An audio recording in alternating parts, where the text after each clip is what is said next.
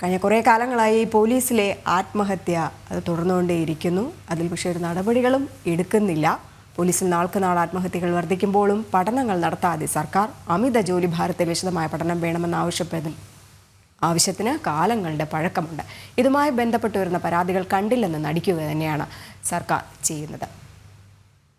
ടിൻഡുദാസ് ചേരുന്നുണ്ട്. ടിൻഡു, നിയമസഭയിൽ വരെ മുഖ്യമന്ത്രി ഇക്കാര്യം വ്യക്തമാക്കിയിട്ടുണ്ടായിരുന്നു. ഇതിനു വേണ്ടിയിട്ടുള്ള നടപടികൾ എടുക്കുമെന്ന് പറഞ്ഞു. പക്ഷെ അപ്പോഴും പോലീസിലെ ആത്മഹത്യകൾ കുറയുന്നില്ല.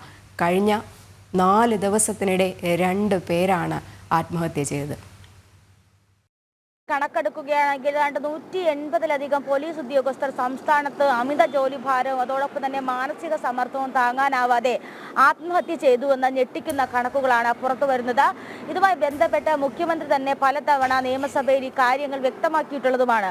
നമുക്കറിയാം, പോലീസ് സേനയെ സംബന്ധിച്ചിടത്തോളം ഏറ്റവും കൂടുതൽ സമയം ജോലി ചെയ്യുന്നതും അതോടൊപ്പം തന്നെ വിശ്രമമില്ലാതെ ജോലി ചെയ്യുന്നതും പോലീസ് സേനയാണ്. കാരണം പോലീസ് സേനയ്ക്ക് ഏർപ്പെടുന്ന സമ്മർദ്ദം അത്രയും വലുതാണ്.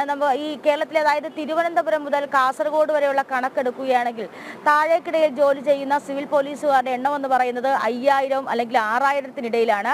നമുക്കറിയാം, കേരളത്തെ സംബന്ധിച്ചിടത്തോളം പല ഘട്ടങ്ങളിൽ പോലീസ് സേനയെ വിന്യസിക്കേണ്ട ആവശ്യങ്ങൾ വേണ്ടി വരുന്നു. ഈ സമയത്തൊക്കെ മുകളിൽ നിന്നുള്ള സമ്മർദ്ദവും അതോടൊപ്പം തന്നെ വീട്ടിലെ പ്രശ്നങ്ങളും അതോടൊപ്പം തന്നെ ലീവില്ലാതെ ജോലി ചെയ്യുന്ന മാനസിക സമ്മർദ്ദങ്ങളും സേനയിലെ പല വിഭാഗത്തിൽപ്പെട്ട ഉദ്യോഗസ്ഥർ, ഇനി ഏത് തട്ടിലാണെങ്കിൽ പോലും പല വിഭാഗത്തിൽപ്പെട്ട ഉദ്യോഗസ്ഥരെയും കാര്യമായി ബാധിക്കുന്ന ഒരു വിഷയമാണ്. ഈ വിഷയത്തിൽ അടിയന്തരമായിട്ട് നടപടിയെടുക്കുമെന്ന് മുഖ്യമന്ത്രി പല ഘട്ടങ്ങളിൽ അറിയിച്ചിരുന്നെങ്കിൽ, അല്ലെങ്കിൽ നമുക്കറിയാം മുഖ്യമന്ത്രിയാണ് ആഭ്യന്തര വകുപ്പ് കൈകാര്യം ചെയ്യുന്നത്. ഇത് പല ഘട്ടങ്ങളിലും അറിയിച്ചെങ്കിൽ പോലും ഒരു നടപടിയും എടുക്കാൻ കഴിയാത്ത സാഹചര്യമാണ്. ഏറ്റവും അവസാനമായിട്ട് മലപ്പുറത്ത് ക്യാമ്പിൽ വെടിവെച്ച് മരിച്ച ആ പോലീസ് ഉദ്യോഗസ്ഥന്റെ അവസ്ഥ നമുക്കറിയാം. ഏത് അവസ്ഥയിൽ നിന്നുകൊണ്ടായിരിക്കണം ഒരു വ്യക്തി നിമിഷ നേരം കൊണ്ട് തന്റെ ജീവിതം അവസാനിപ്പിക്കാൻ തുനിഞ്ഞത് എന്ന് വേണം ഈ ഘട്ടത്തിൽ നമ്മൾ മനസ്സിലാക്കേണ്ടത്.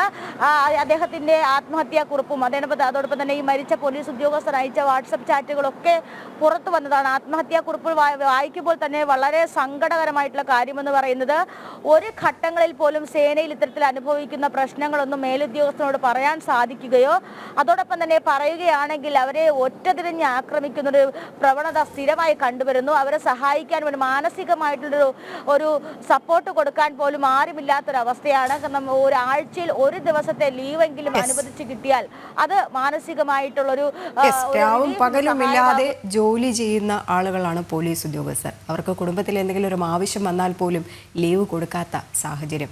2 പേർ അടിക്കടി മരിച്ചിട്ട് പോലും ഒരു നടപടിയോ പഠനമോ നടത്തുവാൻ സംസ്ഥാന സർക്കാർ തയ്യാറാകുന്നില്ല എന്നുള്ളതാണ് വളരെ വിഷമകരമായ കാര്യം.